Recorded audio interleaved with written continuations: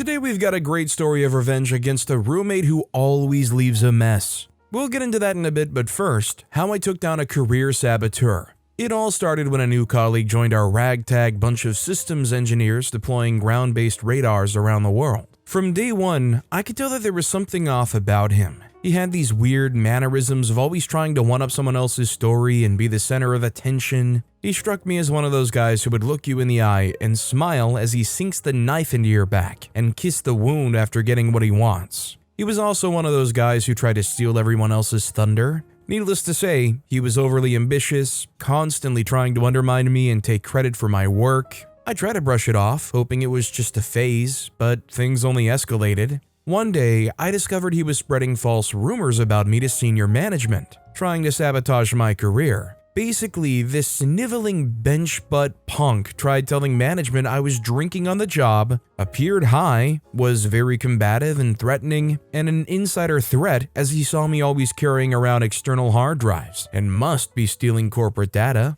My manager confronted me about the rumors and told me I was on restricted duty for 2 weeks while they investigated. I was furious but decided to play it smart. I took PTO, vacation, for 2 weeks and came back to an unfounded report. Instead of confronting him directly, I started documenting everything. Every lie, every deceitful act, every instance of him trying to play games with my career. I also did something in the gray area by setting up surveillance cameras with sound around my area. Think nanny cams. One day, I catch him on video speaking to a competitor and divulging proprietary information without an NDA. I then heard him talking to a vendor about an all-expense-paid trip to Hawaii during his vacation time for helping them make a sale with our company. Oh, that is an organizational conflict of interest burn. I knew I needed to act carefully. Using the company's ethics hotline, I anonymously reported his behavior, providing all the evidence I had gathered. The investigation took a few weeks, and during that time, he continued his underhanded tactics, completely unaware of the storm heading his way. Finally, the day of reckoning arrived.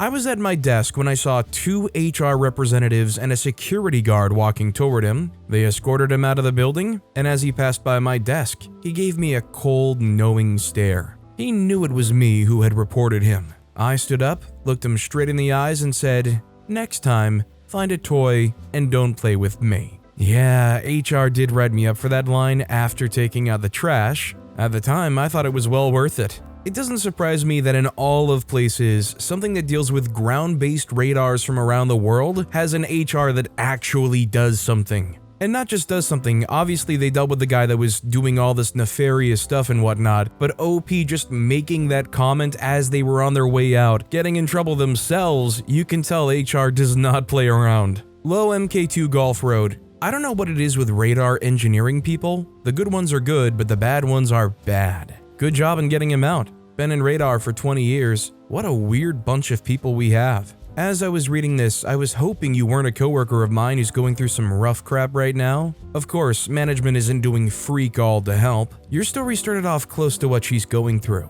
Also, hi, I'm Steven, and if you guys enjoy awesome stories of revenge, it would be amazing if you left a like or left a review if you're listening to my podcast. That said, our next story is, I bought a mower to make my friend shove it up his. Quick little rant, not sure if this qualifies, I feel pretty good about it. My friend Jay bought a mower and told another mutual friend S he could use it for free if he mowed his lawn too. S couldn't mow his lawn for 1 week. Jay wasn't given a notice or anything, he just wanted it mowed. S told him he would have to do it later and Jay acted like it was okay. Couple days later, Jay gets very angry and demands the mower back and starts telling S that if he wanted to use the mower ever again, he would have to pay for each use. Jay wanted about $40 each time. S didn't have the money for the mower and was stressing about it. He lives with his girlfriend and my boyfriend. I wasn't going to stand for that, so I got up after hearing this and bought a whole mower so my ex-friend can go shove his mower up his butt if he's gonna treat his friends like that. Anybody trying to charge a friend $40 to use their lawnmower each time, I would not consider them an actual friend. Assuming this is an average-sized lawn at best, you could probably almost get somebody to come out and mow it for $40 no problem. Shoot, find the neighbor kid. Mofa90277 wrote, $40 is the exact amount that I pay for other people every 2 weeks to mow my front and back lawns, the strip on the side of my house, and sweep my driveway and porches. OP responded saying, "The crazy thing is, it's just a tiny bit that has to be mowed. It's double-wide trailers cramped together, so there's only a little bit of yard space. Jay just doesn't want to mow his own lawn." Mumbles and Tumbles replied to that saying, "Right? I live on an acre lot with a quarter-acre lawn that gets mowed, 7 trees trimmed, and about another quarter-acre worth of quarter-minus driveways to get raked nicely cost $150 a pop. They also dispose of all yard trimmings, sweep the driveway, and use their own equipment since I've never met a landscaper that likes using customer equipment.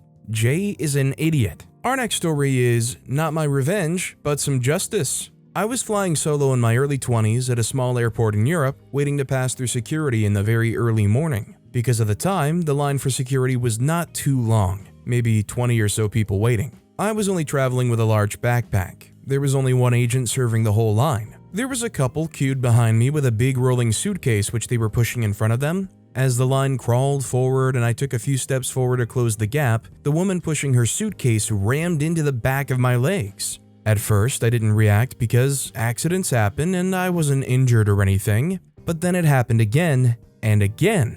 Every time the line moved and I followed, I would get rammed by their suitcase. I was not slowing them down or in their way, I was literally just ahead of them in line. I chose to walk the path of peace and just tried my best to dodge them ramming me, at times just staring at them while they did it. They saw me reacting, they just kept doing it. I didn't speak the language they did, but they were basically muttering and grumbling to each other. I'm assuming they were complaining about the wait, but Jesus, hurting a random stranger won't speed things up. My best guess is they were trying to bait me into a conflict. Who knows? A few times that they hit me, I'd looked up at the airport agent and made eye contact. I could tell they saw what was happening between me and these jerks. Also, not one person in line had been pulled aside for extra screening. It was finally my turn to go through security. I walked through no problem, then got the sweet satisfaction of watching the jerks behind me get stopped and directed into the extra full search room. In my heart, I felt like the airport agent was getting revenge for me. Now, I don't know whether or not anybody could truly know whether they were getting revenge for OP or not, but I just gotta say the way they were acting certainly would increase their chances of that being intentional. The filthy DIL wrote, "The language barrier might have been real, or they might have only been pretending. When the guy behind me in the grocery store rammed his cart into my back for the second time, I wheeled around and said something like, 'This line isn't going to move any faster for you hitting me, now back off.' He looked like I'd slapped him full deer in the headlights. But I am old and mean and have the advantage of being visibly disabled. Assaulting a crippled old lady in the grocery store isn't a good look, Bubba." Bookworm 1254 added, "I was in line at a market once with a woman with a cart behind me. She hit me once, I moved and ignored it, hit me twice, getting ticked, so I pushed it back towards her, hit me again. This time I turned and said, 'Hit me with that cart one more time and I'm shoving it right back at you.' Stunned look. To make matters worse, I was in a cervical collar and was not feeling great. What gets me when something like this happens is they have to know they're hitting something." Our next story is The Tale of the Hot Cross Bun. This is a long one, I guess I'm somewhat of a writer, so I, male 19, randomly stumbled across this subreddit and I was reminded of my very own petty revenge story from back when I was about 15. My dad and I had a falling out about something personal, which I won't go into here. Let's just say it was a debate about a family matter, as any kid is when they inevitably lose an argument to their parents. I was ticked off. I wasn't sent to my room, but I spent the whole evening in there anyway. I couldn't be bothered dealing with my dad's shenanigans. Later that night, when I was sure both my parents had gone to bed, I sneaked downstairs to the kitchen for something to eat, as I was naturally hungry from not eating for a few hours. And I happened to notice my dad's hot cross buns in the cupboard. My dad always loved hot cross buns with chocolate in them. He would buy them every so often as a treat, but he hated ones with raisins, so I formed a plan. The next day after school, instead of walking straight home, I stopped by a small local bakery shop just around the corner from my school. I enacted phase 1 of the plan and bought 4 raisin hot cross buns. When I got home, I was happy to see that my parents weren't home yet, but I didn't waste any time with the switch as my dad makes his own hours and could be back any minute. Phase 2, the switch. I took the chocolate buns out of their packaging and placed the raisin ones in instead, just because I thought it would annoy him more. I was about to throw the chocolate ones away out of spite when I had a better idea. I held on to the chocolate buns, keeping them in my room that night. The next day was a Saturday and my parents were out. So naturally, phase 3, true revenge. I placed one of the 4 chocolate buns inside my dad's pillowcase. I placed another in his inner suit jacket pocket, I placed a third in his work van glove box, and I saved the 4th for a special occasion. Obviously, the chocolate in the buns was prone to melting, which it did. I wake up Sunday morning to my dad holding a chocolate hot cross bun and asking me, "What's this?" He explains he found it in his suit jacket pocket when getting changed to go to church. My parents are Jehovah's Witnesses, and this was right before COVID hit. I maintain plausible deniability that I had any involvement, saying, "Maybe you put it there and forgot about it," in a pee-taking manner. The next day was Monday, and when my dad gets home, I'm already in my room. I hear him stomping up the stairs and I already know what's coming. He opens my door and holds up what I suspect to be the glove box bun. I say the same thing as last time, standing my ground. He rolls his eyes, then takes a shower and goes downstairs. It's not long before I hear him shout my full name from the kitchen and I go downstairs already pleased with myself. Why are these now raisin buns instead of the chocolate ones I bought? He's holding up a bun with a bite taken out of it. I said, "I wouldn't know.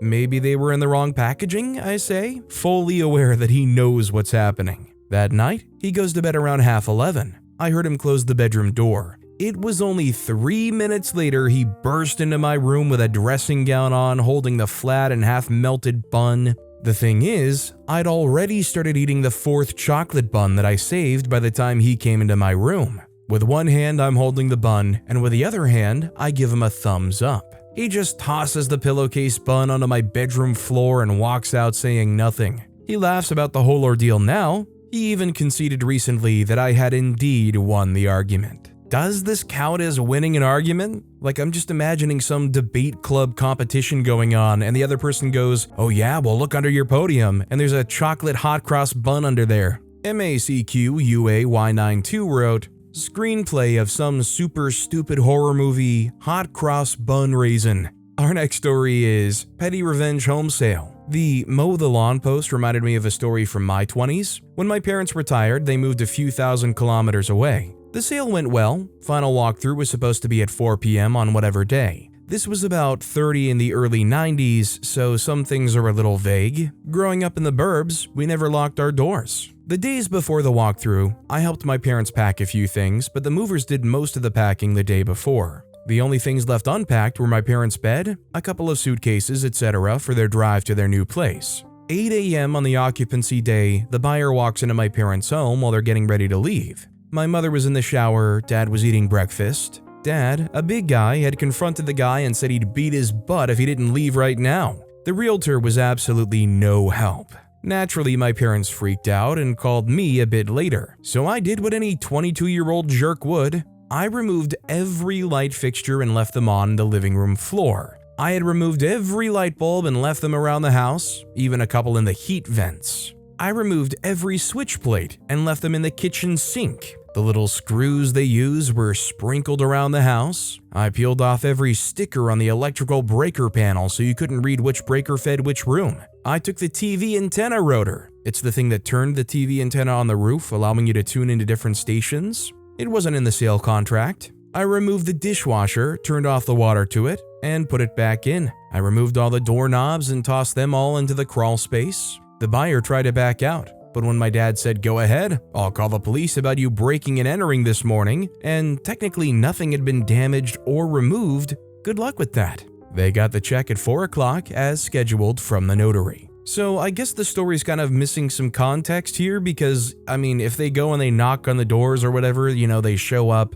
Okay, whatever, you're here too early. Were they insisting, "No, we're moving in now, this is gonna happen now"? Or did OP's parents immediately jump to, "I'm gonna kick your butt," and then also request backup for OP to come in and not wreck the house? Punk Linux wrote, "We had a complicated situation where someone was forced to sell a condo, long personal legal drama, and so they did something similar when they left. We had an inspector with the COA do the final walkthrough with the new buyer and the seller, and supposedly the seller made notes on what was not inspected. Right after the inspection, he did a lot of nuisance damage. He didn't remove wall plates, but he did stuff like remove the water line from the ice maker on the fridge and cap it off. because the ice maker was not running when the inspector looked at it. So, when asked, the seller said, "Oh, I never used it. I don't know." He also turned off all the water spigots, like under the sink in the water main, to mostly off. He replaced the light bulbs with burnt out ones or unscrewed them just enough not to work.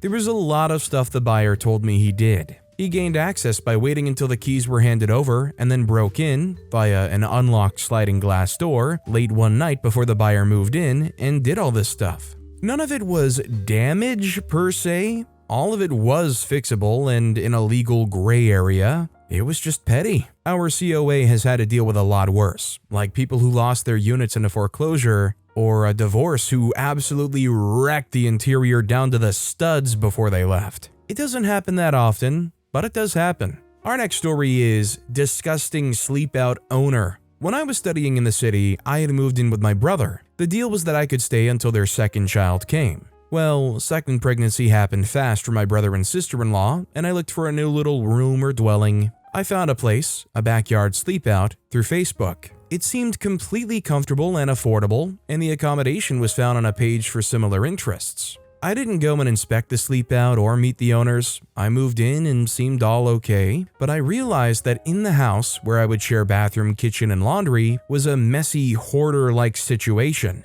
It was a couple, one child and one baby. I decided to just be chill about it. They had a newborn. First week in, and I find there's not really any way of turning the shower temperature down from boiling hot. I mean, it was dangerously hot. Next thing I know, they decided to recalk the bathroom, and I'm not allowed to shower in there for a week. Fortunately, I found there was a shower somewhat hidden in my place of study. Further into my stay, I found that their child would not leave me alone, and their mother would make remarks about me needing to tell her child to leave me alone. She was constantly sat by the TV with her newborn. I ignored her and tried spending less time around the house and locked up the sleepout or locked the kid out. She was adorable, but not my kid. The kid also had a serious medical condition, so needed a bit more mom attention that she just didn't get. Then there was laundry and kitchen. The washing machine was in the kitchen. The kitchen was loaded with dirty dishes and leftover food on every surface. There was nowhere to prepare food and cook. This was beyond not keeping up as a newborn parent. This was absolutely disgusting. I would try to do my laundry and it somehow caused irritation to the mom who suggested she just do my laundry. I always refused. I tried once to go through and get the dishes washed for her as a nice friendly gesture, and because I was desperate, the mother confronted me angrily and said, "I'm going to ask you to not ever do my dishes." It got so bad, I began eating things like popcorn and snack bars for dinner, and I used a bucket for pee with hand sanitizer wipes. I fertilized the tree in the backyard with my pee bucket early in morning or late at night. Passive-aggressive weirdness. The mother may have been depressed. She started acting very passive-aggressive towards me. The winter caused the area around the sleepout to be muddy, and so she bought some rubber outdoor tiles and placed them down, but she didn't talk while doing it and gave me an angry stare. It was getting awkward. The power to the sleepout clearly wasn't done to code. Sometimes I would plug in one too many small appliances and it would trip the main power in the house. The couple told me I could go in and flip the switch on the power board if it happened. It started happening constantly. So much so, it broke my iMac before I could get surge protectors. I went into the house one day to flip the switch, and the mother confronts me. "If you keep doing this, we've got a problem." I say, "Yes, I know you've got a problem here. Perhaps there's something to fix it?" She says, "No, we've got a problem." I said, "I know you have a problem." After this, I found a room in a hostel. It wasn't great either, but I got so much more peace to carry on my studying. The people there were actually nice. I left without saying anything and left my key in the door. The petty revenge, I had taken photos of the inside filth in the kitchen. The mother advertised the sleepout on the same group I found it, and so anytime I saw people reply to her post, I would write them immediately, tell them my story, and back it up with the photos. She ended up trying to change her Facebook name, etc., but I kept it up for a year. I just didn't want anyone else to go through that. I'm willing to bet some of the hunches OP had about dealing with issues postpartum probably being accurate. I mean, you almost want to just give them the benefit of the doubt and hope that's the situation, right? It's just a better alternative to believe in rather than believing these people are just so disgusting and low down. Project Gedge wrote, "As you said, she very well may have had depression or some other emotional or mental struggle, but, and I say this from experience, there is always something you can do to help yourself and improve your life, even if it's small. Unfortunately, some people just suck though." OP responded saying, "Thanks, I realize it's a bit controversial because that sort of thing is really hard and I sympathize, but they shouldn't have rented out the little sleeper. It wasn't good living conditions and there are rules here for landlords." Our next story is Roommates' Lies Catch Up. This happened roughly 25 years ago. I was in my early 20s and was working at UPS in the next town over, working nights part-time. I was young and wanted to move out of the parents' place.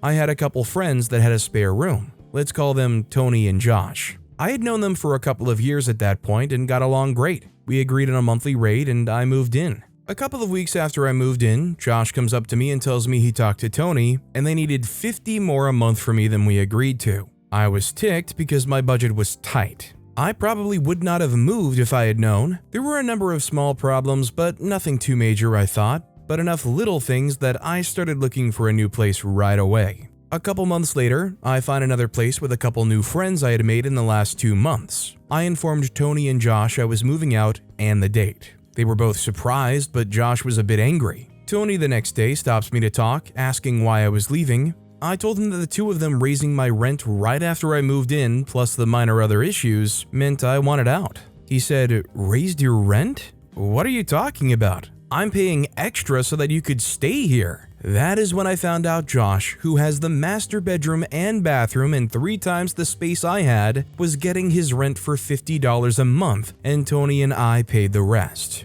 That ticked Tony off and he moved out the next month. Tony and Josh worked at the same company, so Tony told their boss some of the things Josh had been doing at work. Josh lost his job, lost his apartment since he had no paying roommates anymore. I only saw him once after that. I mean, Josh was taking a huge gamble and it absolutely blew up for them. Some people would probably say he was hustling and it just didn't work out for him. Obviously, this guy was gambling hard, big time, and as you know with gambling, it's pretty easy to get hurt. TightLab100 wrote, "When my husband and I were dating, he had a roommate like this, was the leaseholder, had the master bedroom and direct TV with all the bells and whistles, made each of the roommates put a utility into their names and then was charging them all equal rent, which added up to he got to live for free and all his bills were paid. He also stole and sold several electronics from 2 different roommates, stole food regularly, and spent all his money on his race car, which was a major POS.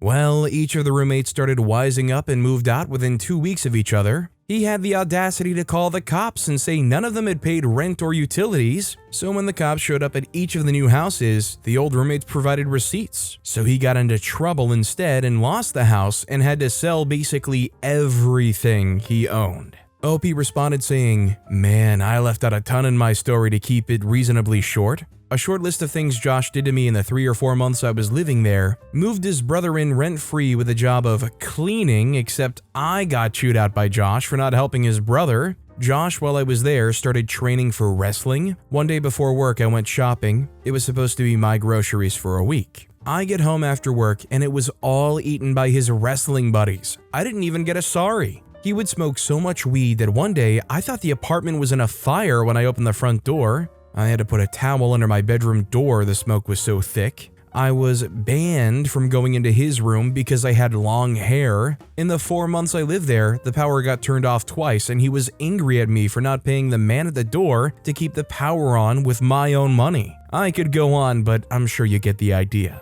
Our next story is, I got tired of cleaning up after my roommate. I, 24-year-old female, was renting a room from a friend in his 26-year-old male, 3-bedroom house. He was looking for a third roommate to help with bills, and he moves in an 18-year-old female that he met and hooked up with once, the week prior. She was awful. A pathological liar, thief, had disgusting habits, neglected her cat. I could go on. I was always cleaning up after her, especially in the kitchen. She would make big meals, hardly touch them, and leave them in the pot she cooked them in, either on the stovetop or in the fridge for days at a time. I was always reminding her to clean up, then eventually doing it for her because she would be gone for days at a time. But this particular scenario pushed me over the edge. She had a week-old meal rotting uncovered in the fridge that I'd already been nagging her about, and I knew she was about to leave for a few days. I reminded her to take care of it before she left, and then I leave to work. Of course, when I get home, she's gone, but the mess is not. I started seeing red, dude. So I picked up the pot, all her dirty dishes, her full litter box, laundry, and I put it all over her bed and bedroom floor. It could not be in my sight any longer, and it smelled so freaking bad in her room by the time she returned. She never said a word, and I made the rest of her time living there miserable. I don't blame OP as long as they're not going to get in any major trouble themselves for shoving all of this stuff in that bedroom and making it even worse. But considering the person who allowed that 18-year-old to stay there in the first place was allowing them to make that mess unchecked, they didn't really seem to care too much regardless of how clean the place was. Extra C1 wrote, I had a roommate much like this. We were both in our 30s. He would never do anything to clean up after himself. Once, he cooked a meal for the house. I think there's 4 of us living there at the time. He follows the directions. 1, 500 grams of ground beef. 2, can of tomato soup. 3, tablespoon of pepper. 4, half a cup of parsley. 5, etc. Realizing after he made the meal, he put 4 half cups of parsley, 2 full cups instead of 1 half cup on step 4. The meal was disgusting, not even salvageable. He leaves it on the pot and just walks out of the house. He would do work on turnarounds. Then he would just pile all the dishes in his bedroom so I'd have to go and collect them in them. I didn't wash them, so I even had a spoon. So days before his next turnaround, I said, you need to clean up all this mess from the party you had. Yep, no problem. Yeah, he left it and didn't pick up a gosh darn thing. And he's gone for 3 weeks. Just like you, I gathered up every freaking dirty dish, plate, every bit of rotten food. He never cleaned out the fridge and stuck it in his room on his freaking bed. I laid it towel down so it wasn't soaking in the mattress. He came back weeks later and confronted me like he was going to fight me. I laughed and told him he might win the fight, though I promise you will lose the war. Lazy butt Mick, freak you, Mickey. But with that being said, that's all the time we have for today. Now, if you want to hear another awesome revenge story, check out that video on the left. Or if you missed my latest video, check out that video on the right. That said, I'll see you all next time with some more stories.